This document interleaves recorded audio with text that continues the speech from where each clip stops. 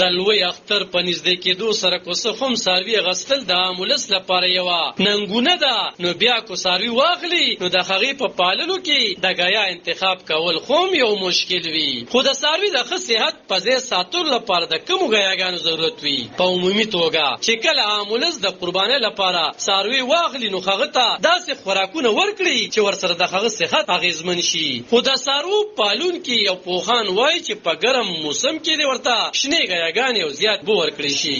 د څاروو پالونکي وایي ګرمي زیاته شوې او په داسې حال کې ورته دوی جوار، وږي، توقې او ماټ ګراس د کوترې په شکل کې ورکوي چې ورسره پیداوار یې زیات وي. خو ځینې د څاروو پالونکي وایي چې د ګرانۍ له امله د ګیاګانو په بیو کې زیاتوالی راغلی دی او د دوی د خرچو په پرتله ورته آمدن کم راځي. د څاروو د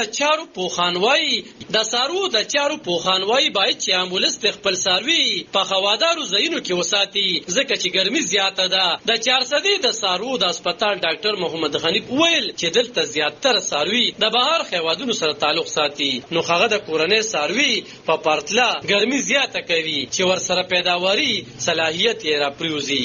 د څاروو د چارو پوهان وایي چې د زیاتې ګرمۍ له وجې باید څاروو دپاره په هغې ځایونو کې په زیات مقدار کې د اوبو انتظام وکړي شي چې په اسانه ورته څاروي رسیدی شي.